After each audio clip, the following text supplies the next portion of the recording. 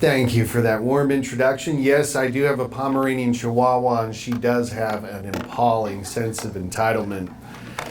But my purpose for being here with you tonight is to talk about William Preston. This presentation is going to cover a span that viewers will find, that most viewers will find unfamiliar. The Revolution, as it was lived not only on the eastern seaboard, but in the mountain and backcountry of what we now call Southwest Virginia, over nearly a decade of continuous conflict on three fronts. Most people know about the Revolution through Boston and Philadelphia. But tonight, we're going to be talking about what it looked like 500 miles to the southwest, in the mountains, on the frontier, and in the home of one of Virginia's most consequential and least understood leaders. From the Fincastle resolutions to the Battle of Kings Mountain to the cusp of independence, there's a reason I use the word cusp of independence and not independence itself, and I'll try to address that later. Signals to the audience tonight that this time in William Preston's life took place over a long arc, and I'm not speaking about a single episode tonight. William Preston never rose to the rank of general. He was not a founding father in the textbook sense of the term, and yet the survival of the revolution in this region depended almost entirely on his judgment, his relationships, and his nerve across a decade of compounding crises. Let's talk about the first one. Oh, by the way, there's a nice gratuitously large shot of Smithfield as it appears today. There's not many places in America where you can see a 250-year-old house, but this is one of them. So if you come up to Blacksburg, we'd love to show you around this beautiful and historically significant home. It turned 250 back in 2024. 1774 was the year it was completed.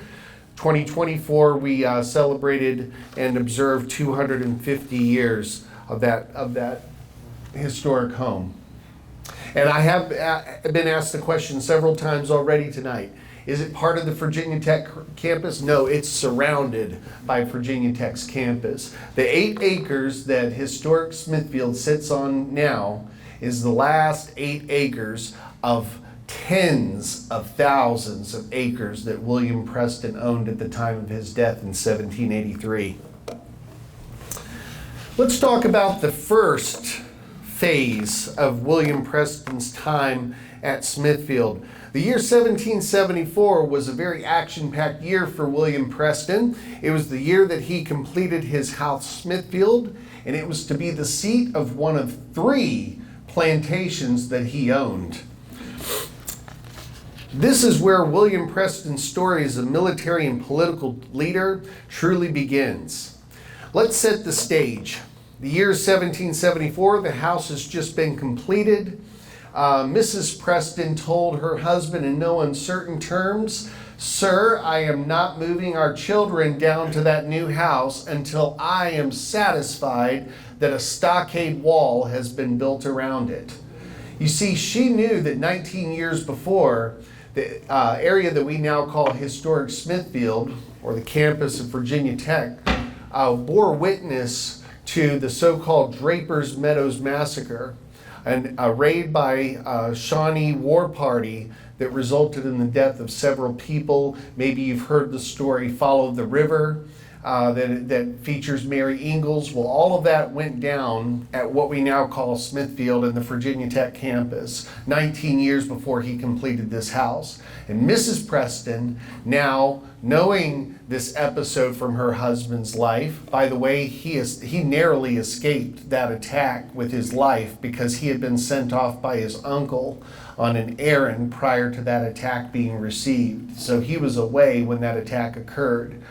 If he had been there at the Draper's Meadows settlement, he might not have lived to be involved in the way that he was all these years later. So with this area already being soaked in blood during the time of the French and Indian War, William Preston was sure to build a stockade wall around his home, so it functioned largely as a fort during the war.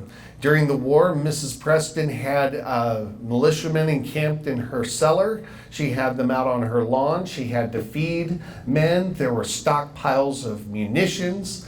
According to some stories that are passed down through the Prestons, there was part of the state treasury was kept at Smithfield. And so this place was functioning as a fort during the Revolutionary War.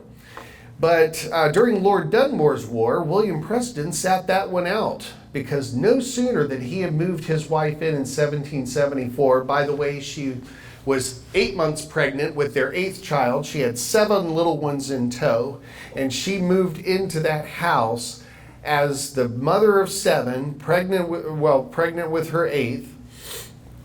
And then she and her husband had basically adopted 3 boys and a teenage girl.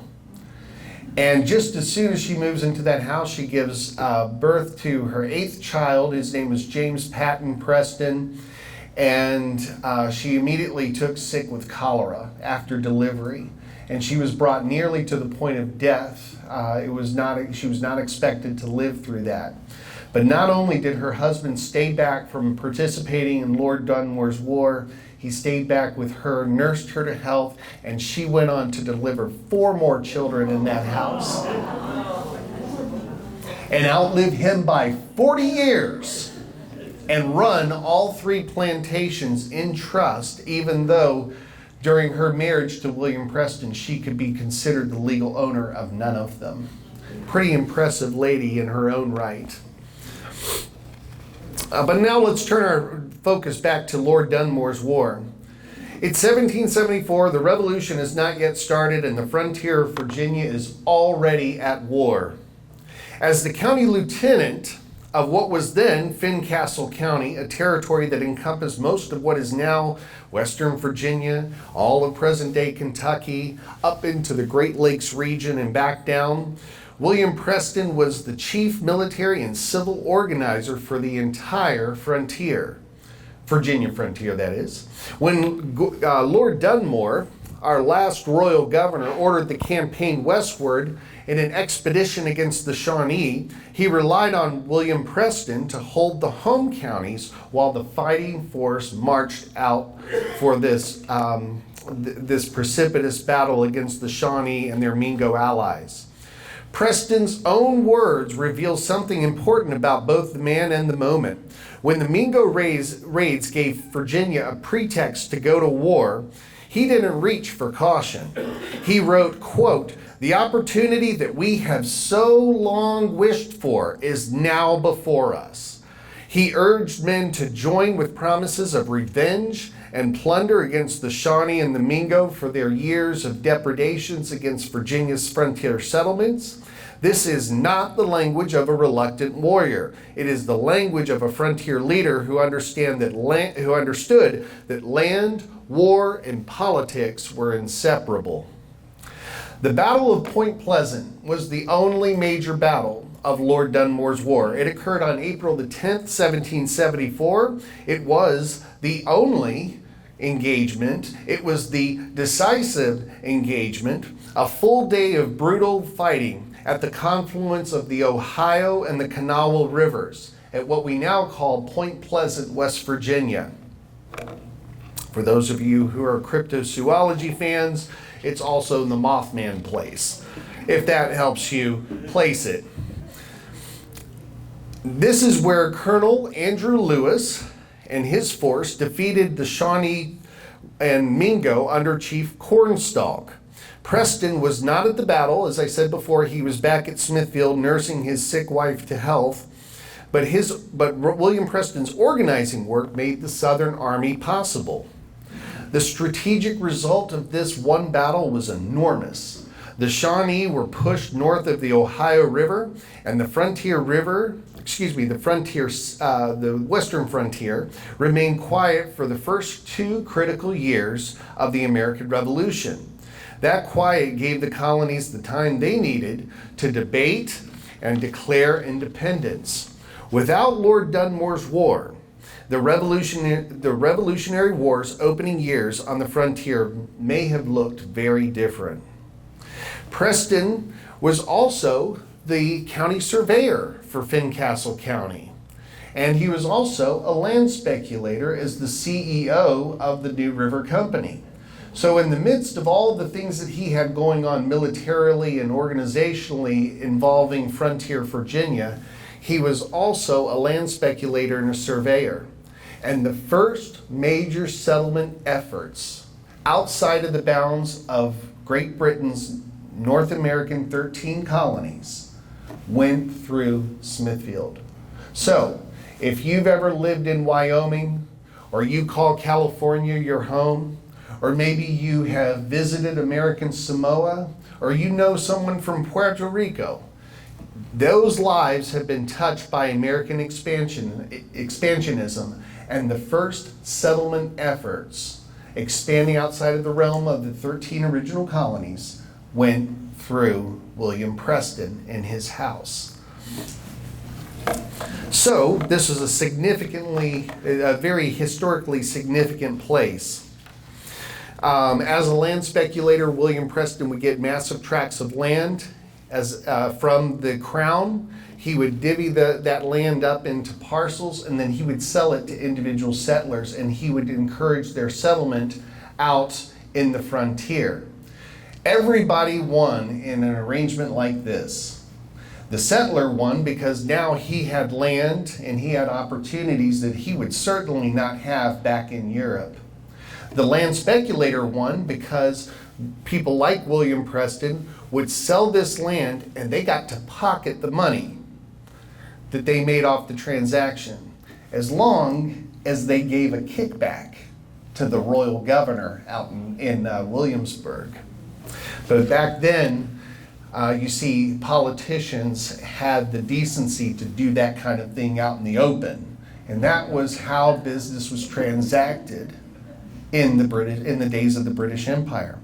And because he was the county surveyor, he also had the government-sanctioned monopoly on surveying rights of the land that he just sold you. So now he's getting paid twice off of the same transaction. That's how William Preston made a killing in the years leading up to and including the Revolutionary War.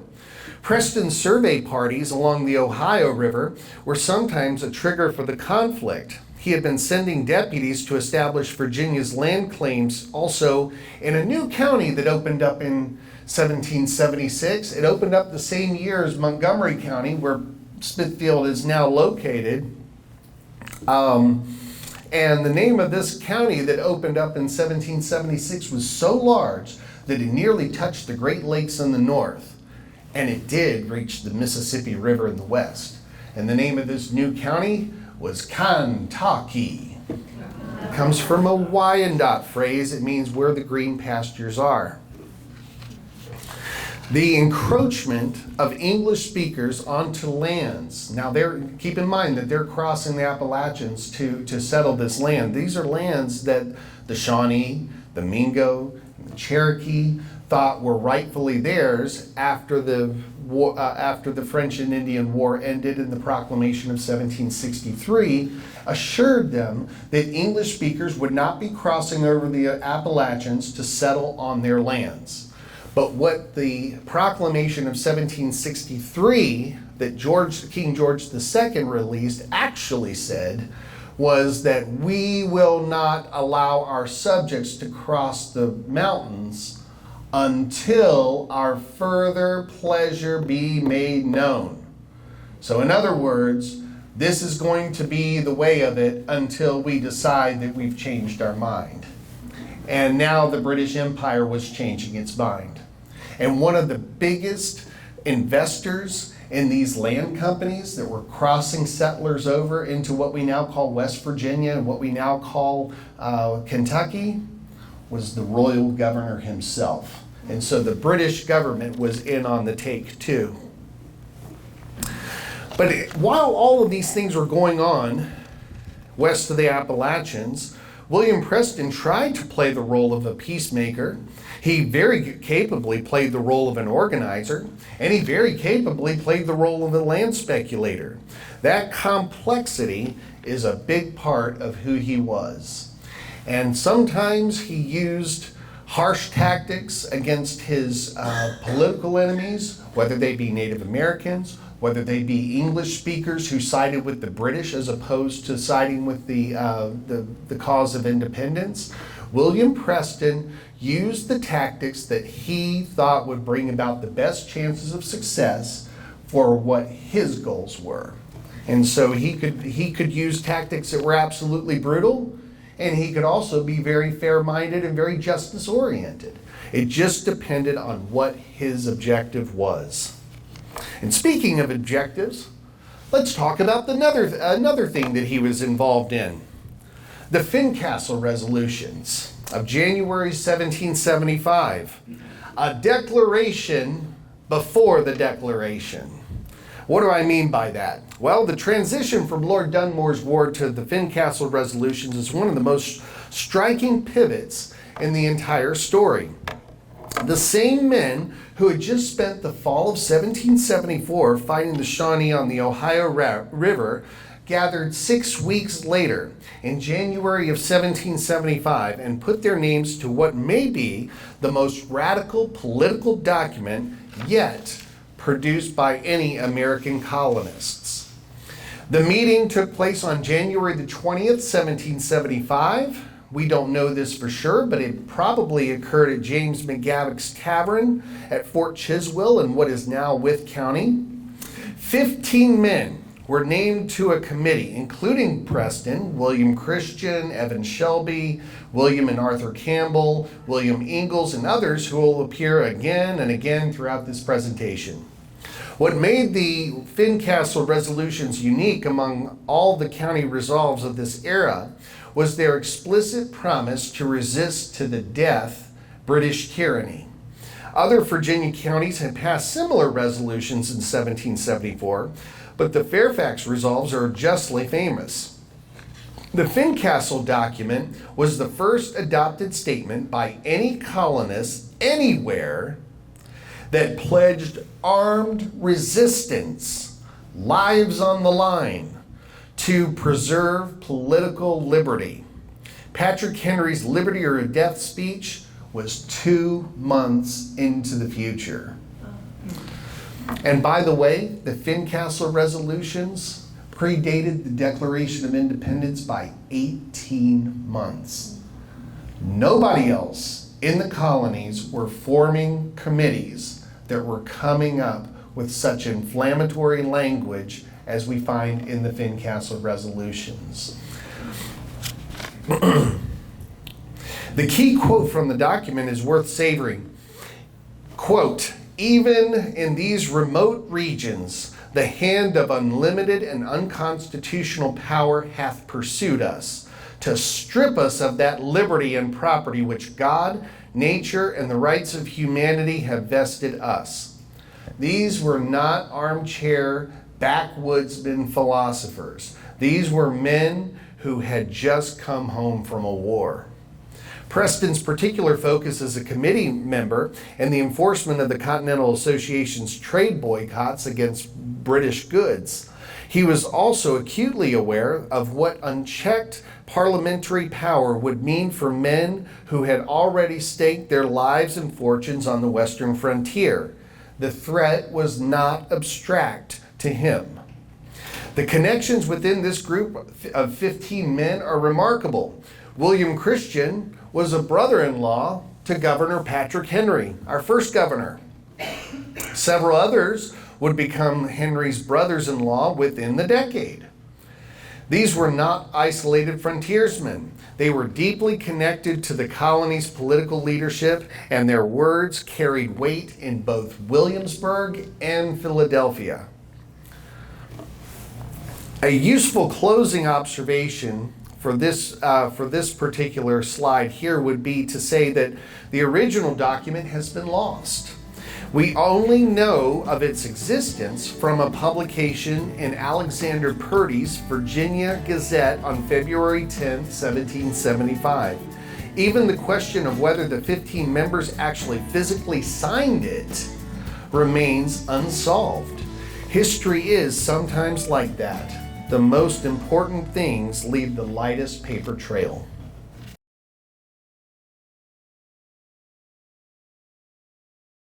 The most important things leave the lightest paper trail. Let's talk about another thing that William Preston was involved in the lead up to the American Revolution. The Cherokee War of 1776. Now we're getting closer to the area where we find ourselves physically right now. Just 18 months after the Fincastle resolutions, and with the revolution now openly underway, another war erupted on the southern frontier. This one is almost entirely forgotten in standard histories, which itself is kind of an injustice in its own right. The Cherokee, who allied themselves with the British, were launching in the early days of the Revolution coordinated raids into the summer of '76, and these raids took place across Virginia, the Carolinas, and what we now call Tennessee. This was not spontaneous. It was a deliberate and purposeful British strategy to open a second front against the rebellious colonists, using their indigenous allies to hit the backcountry while British regulars pressed the coast. Virginia's response was to raise an 1,800-man army under the command of Colonel William Preston. Yes, the same guy for whom Christiansburg is named. He was Patrick Henry's brother-in-law and a fellow Fincastle Resolution signatory, assuming they signed it in the first place. Preston, with William Preston, organized, supplied, and helped recruit the Montgomery County militia that made up a substantial part of the force. Think about what this means. While the Declaration of Independence was being debated in Philadelphia, 1,800 Virginians from the frontier were marching west, not east, to fight a different enemy. Christian's force came down the Holston River into what is now Tennessee and destroyed the overhill Cherokee towns. Combined with similar campaigns from the Carolinas and Georgia, more than 50 Cherokee towns were burned to the ground. The campaign was militarily decisive. It was also brutal, and it is worth saying so plainly. The aftermath is where William Preston's role becomes most visible. In January of 1777, he was named alongside Christian and Evan Shelby, there's a good Tennessee name, right, as one of Virginia's commissioners to negotiate the Avery Treaty with the Cherokee. That treaty forced massive land cessions that opened the Cumberland Gap corridor to English-speaking settlers, literally paving the way for Daniel Boone's famous expeditions and subsequent settlement of Kentucky and Tennessee. By the way, speaking of Daniel Boone, just as a quick aside, when Daniel Boone was going through the process of establishing the Boonesboro settlement in modern-day Kentucky, Daniel Boone had to get permissions, and he had to work with, guess who? William Preston, in order to do that. From time to time, William Preston's surveying parties in Kentucky County would go missing. So who do you think William Preston hired to go into Kentucky County, into the wilds of Kentucky, and find his missing surveying parties? He had to hire Daniel Boone. Okay, so there's another important connection in history involving William Preston. The note about dragging canoe that you see here at the bottom of my slide was put there, and it's worth addressing directly. Dragging Canoe was a leader of Native American forces that resisted the the efforts of William Preston and William Christian against the Cherokee. Dragon Canoe refused to recognize any treaty, and he continued his guerrilla resistance for 15 more years and built what historians sometimes call the first pan-Indian confederacy to resist American expansion. Dragon Canoe was technically never defeated. His resistance is a reminder that no single campaign, however decisive it seemed at the time, truly ended indigenous people's fight for the land. Now, let's talk about another thing that William Preston was involved in during this period of time. By the time the Revolution was fully underway, Preston had already spent years navigating the intersection of civil and military power on the frontier. And this slide lays out the structural reality of his position. He held two offices simultaneously: colonel of the Montgomery County Militia and the county lieutenant for Montgomery County. He was the chief civil administrator. In the Virginia backcountry, there was no separation of powers. Every crisis, military, judicial, logistical, political, ended up on his desk. Montgomery County in this period was enormous by modern measure. It encompassed much of what we now call Southwest Virginia and portions of what would later become Kentucky. Governing it was less like running a county and more like running a country, with almost no resources and no reliable chain of supply.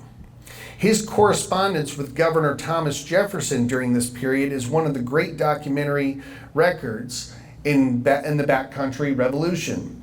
Detailed, methodical, and often quietly desperate. Letter after letter laying out cascading crises he was managing with almost nothing in the way of materials. The key thing to emphasize here about William Preston's character comes through clearly in the letters. He never panicked. His prose is calm, organized, and sometimes grimly humorous. That steadiness was itself a form of leadership in a community that had every reason to come apart. And what do I mean by that? Well, the next slide is going to deal with that pretty clearly. Where William Preston lived during the years of the Revolution was Montgomery County. It was formed in 1776. One of William Preston's friends, Thomas Lewis, wrote to Preston and said in his letter to Preston, "Preston, you live in a rascally county. There are an abundance of rascals in Montgomery County, and my experience has been that an abundance of rascals tends to make a place quite rascally." William Preston himself believed that Montgomery County held the largest proportion of loyalists than anywhere else in Virginia. This is one of the most underappreciated dimensions of the Revolutionary War in Virginia. The Revolution was also a civil war, and Preston had to manage that civil war in his own county without triggering a bloodbath. The rough estimates are these: 1/3 of the colonies were loyalists, 1/3 approved of the independence effort, and 1/3 decided that they just wanted to be left out of it. That might actually understate loyalist sentiment in the backcountry. Jefferson's own description of the region as, quote, "the most disaffected part of our state," unquote, tells you something about how seriously the Patriot leadership took the threat of the Loyalists, or as they called them, the Tories, those Virginians who were preferred to be loyal to the king and his parliament. Loyalism in Western Virginia was rarely ideological. It was practical, rooted in economic ties to British merchants, distrust of tidewater elites. Some things never change.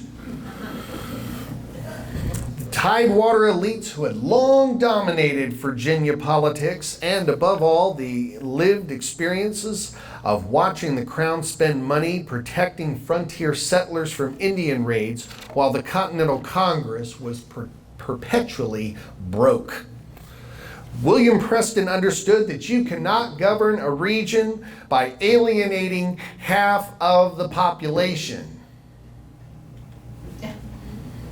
That's another practical lesson for today. His goal was not to destroy the Loyalist community, but to neutralize it in its most dangerous elements while offering everyone else a path back in to be on the side and to save face with the independence-minded folks. That required a level of political sophistication that is easy to underestimate when reading history at a distance.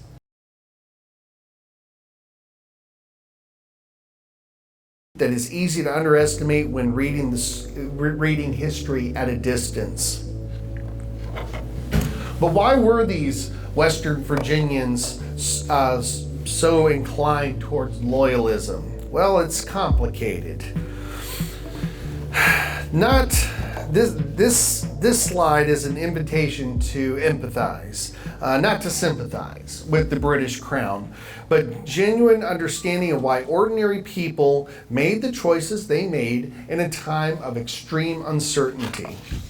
The cultural ties point that I make on this slide is important and often overlooked. Many backcountry folks had arrived from Scotland, Ireland, and Germany, the Germanic states, within a generation.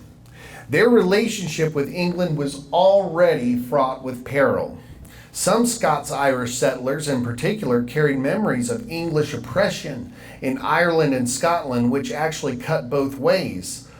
Some who became fierce patriots for exactly that reason. Others remained loyal to the crown that had at least nominally protected them in the colonies. The class resentment argument is historically well supported. The Revolution's leadership in Virginia was overwhelmingly drawn from the planter elites of Tidewater, the same men who had dominated the colony's politics and economics for generations. From the perspective of a German immigrant farmer living in the New River Valley, Patrick Henry and Thomas Jefferson might not have looked like liberators to them. Let me emphasize an uncertainty category. Most people in most historical crises are not heroes or villains. They are trying to figure out which side is going to win and keep their families alive. That is not cowardice, it's rationality. Preston understood this, which is why his approach was calibrated to give waverers a reason to choose the Patriot side rather than to fight against it. So, how did he approach this very unique situation? Preston emphasized restraint in dealing with his neighbors who weren't as gung-ho about independence as he was. His intelligence networks operating in the area were crucial. William Preston invested significant effort in cultivating informants, men who could tell him who was actively plotting versus who was simply grumbling over a fence. That distinction mattered enormously for how he chose to respond. Remember, William Preston was very calculating in how he responded to problems. He could use brute force and use very ham-fisted tactics, but most of the time he was very shrewd in how he dealt with people politically. There were oaths of loyalty that were taken in William Preston's neighborhood during this time. Preston used oaths of loyalty not as legal traps, but as social rituals, public acts of recommitment that allowed a loyalist who might be on the fence about independence to step back across the line into the Patriot side without losing face. It is a psychologically sophisticated tool that reflects real understanding on how communities work. By contrast, William Preston had associates that operated in Western Virginia who did not use such shrewd methods. Take one Charles Lynch and some of his Carolina commanders. It is worth dwelling on this point. Charles Lynch's name, by the end of the Revolution, would become a verb. His extra-legal proceedings, while they targeted real loyalists, created a model of frontier justice that could not distinguish between the guilty and the merely unpopular people. Preston rejected that model consistently and deliberately. And sometimes when Charles Lynch would step over the line and do things that were not, let's say, politically expedient, William Preston would quickly get his subordinate back in line. William Preston's letters suggest that he was both a principled man, but also a pragmatist. He had a real belief in the legal process. He also understood that executing large numbers of men for supporting the king was not going to be a winning strategy. And that leads me to another slide where we talk about another dimension of William Preston's involvement during the Revolution. July 1780. This is probably the most dramatic episode in the entire Loyalist story during the Revolutionary War. A genuine frontier spy thriller, and it's one that almost nobody outside of the literature knows about. I uncovered this story doing some research in Kentucky and later in Indiana a few years ago. William Preston kept an eye on the Tory underground in the New River Valley by recruiting a spy known as John Wyatt. John Wyatt's mission was extraordinary by any measure. He embedded himself among the conspirators, won their trust, gathered specific names and details of their plot, and delivered the intelligence to William Preston at the critical moment. In the summer of 1780, when the British Southern Campaign was at its height, and news of the Battle of Camden would have encouraged every loyalist in the country, this was definitely very dangerous work. The conspiracy was real and the stakes were high. A coordinated loyalist uprising timed to a British advance through the Carolinas and into Virginia could have created a two-front crisis that William Preston's already stretched militia simply could not have handled.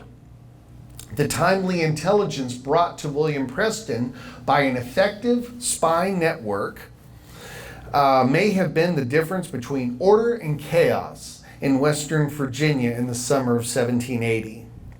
Preston's response to what he learned from his spies was characteristically measured. He ordered arrests, formal trials, and sentences that directed convicted conspirators into the Continental Army as a means of escaping punishment. There are very few executions, as it turns out. He used the crisis as an opportunity to demonstrate that the Patriot government was capable of justice and not just brute force. The twist was that Wyatt's 1781 militia service, being paid for by two of the men that he had helped rat out, is one of those details that is almost too perfect to believe, but the historical record supports it. It's how a small window into William Preston's approach to punishment actually worked in practice. The convicted men were still in the community, still subject to its obligations, and still expected to contribute to its defense.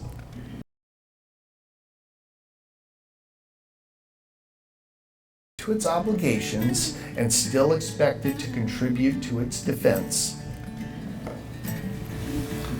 William Preston believed that leniency was the best policy in Western Virginia, where his neighbors were not so enthusiastic about independence. The trials that followed the spy network's activities are the fullest expression of William Preston's judicial philosophy, and they're worth treating with some care. These were the most significant wartime legal proceedings in the entire history of Western Virginia.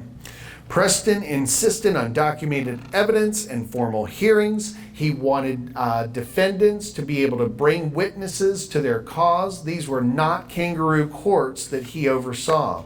At a moment when the temptation to simply lock people up or just start hanging people that were associated with the Tory underground were temptations, and must have been considerable temptations, but William Preston resisted that. The design of the sentences reflects sophisticated thinking about social reintegration, sending convicted loyalists into Continental Army units far off from Montgomery County served multiple purposes. It removed them from their local networks, it punished them without destroying them, and it gave them a way to demonstrate loyalty that the community could witness and credit. The deepest fear driving William Preston's leniency was the fear of escalation. He had seen enough of backcountry violence through the years to know that executing a man's brother or father does not end the threat. It just perpetuates it. It creates a blood debt that can outlast the war. So his restraint was future-oriented, not soft.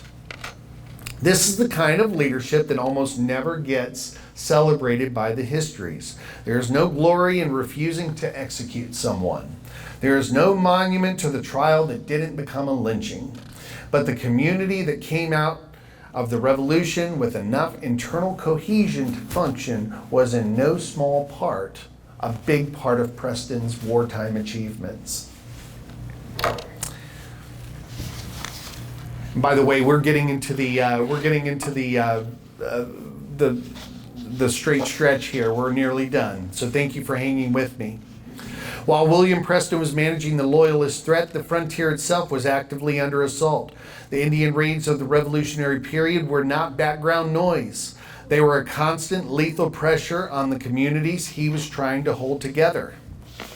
And then, in the midst of all of this going on in Western Virginia, there was a final campaign going on in the Revolution, the Southern Theater of the War. The British Southern Campaign of 1780 represents the moment when all of William Preston's burdens reached their maximum simultaneously. Understanding this context is essential to appreciating what he accomplished. In October of 1780, we see the moment in which everything Preston had built, the militia networks, the spy organization, the community cohesion, the years of unglamorous frontier organization efforts, delivered one of the revolution's decisive victories. And without the time to go into detail about the Battle of Kings Mountain, I'll just suffice it tonight to say that this was the turning point of the war in the South, the last phase of the Revolutionary War. And William Preston played a major role in bringing about that Patriot victory. Almost done here, folks. You've been doing. You still with me? I know I'm throwing a lot out at you, but trust me, William Preston was a bit more, had enough reason to be overwhelmed himself with all of this going on over the course of a decade. The three fronts simultaneously. I have to emphasize the simultaneousness of everything that William Preston had going on during the Revolution. In the summer of 1780, he was managing Loyalist trials at court. He was responding to urgent dispatches about Indian raids on the New River, and he was preparing militia units for the Southern campaign. Sometimes it was all going on in the same day. His correspondence makes this vivid. A detailed legal argument about a Loyalist prisoner's sentence, followed immediately by an urgent requisition for gunpowder, followed by a letter consoling a widow. This is the revolution that history books miss. The famous battles, Bunker Hill, Saratoga, Yorktown, or the punctuation marks of a war that was mostly administered painstakingly and imperfectly by people like Preston in counties like Montgomery. The founders we celebrate wrote the words. People like Preston made the words survivable. That is not a diminishment of our founders. It is a restoration of the people who made the founding possible. Now, with all of this going on, William Preston was also receiving letters from his friends. They were worried that he was too stressed out. Stress is a killer, is it not? Well, they knew that back then too. With everything William Preston had going on, his business as a surveyor, his business as a county lieutenant, all of the demands are placed upon him to protect Western Virginia and to keep its people from breaking out into outright rebellion against a rebellion itself.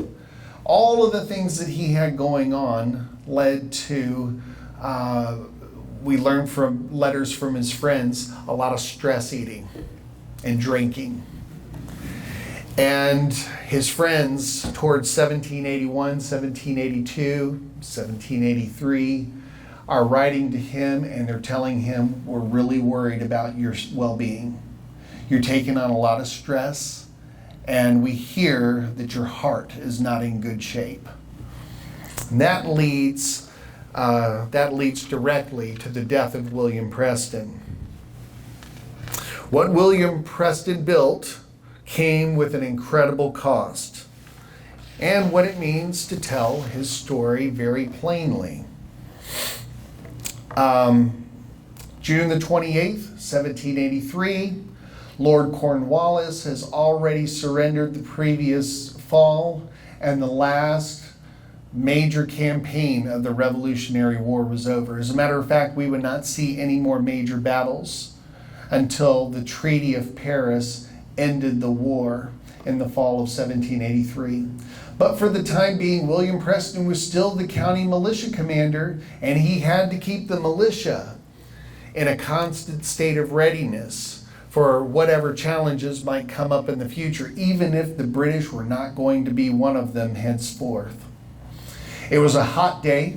It took place at Price's Fork, a militia muster at which William Preston was commanding. And during that hot day, June 28, 1783, William Preston began to totter atop his horse, and he began to fall. According to accounts of people who were there, he was caught before he hit the ground, and those around him quickly realized that he had lost the power of speech and that half of his face had grown paralyzed. He was having a massive stroke. And with his good hand, he made indications that he wanted those around him to cut him.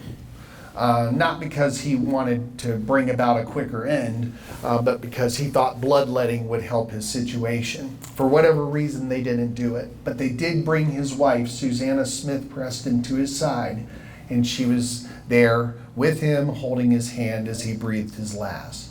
He was 53 years old. If he had lived to Christmas Day, he would have been 54.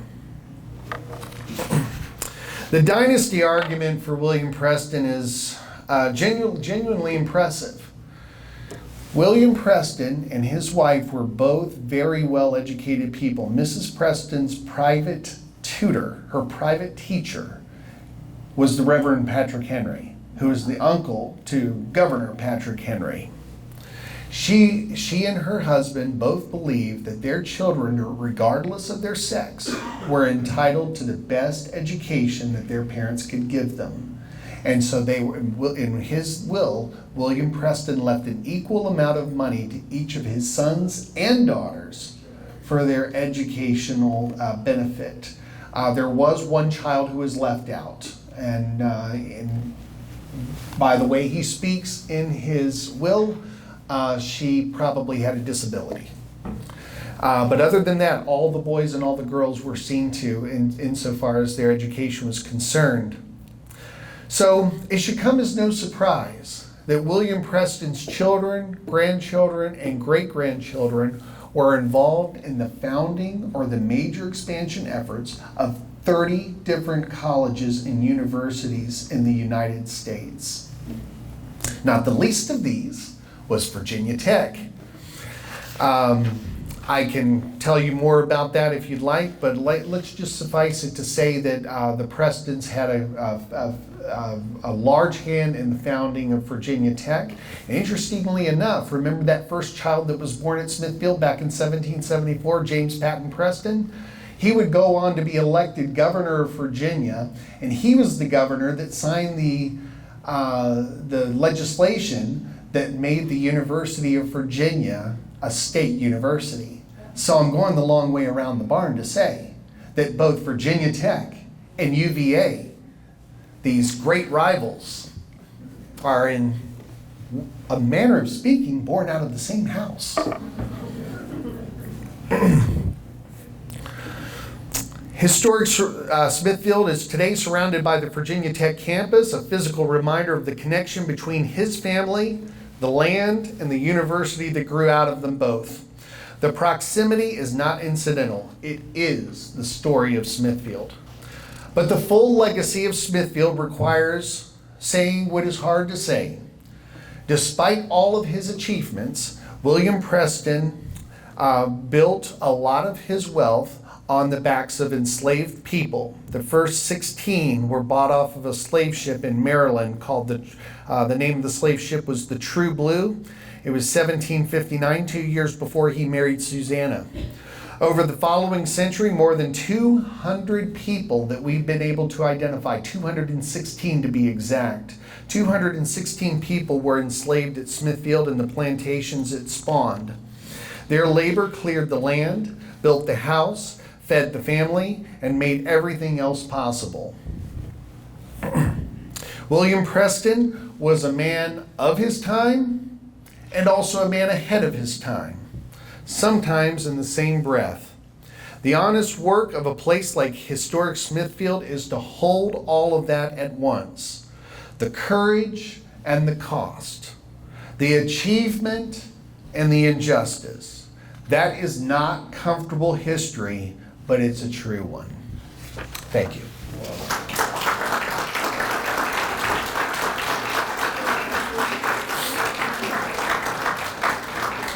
Have I left enough time for Q&A? Of the 12 natural children that William and Susanna Smith Preston had, only one of them did not make it to adulthood.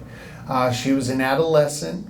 Her name was Anne Preston, but the family called her Nancy, and she probably had a disability because in his will he talks about her probably never being able to marry.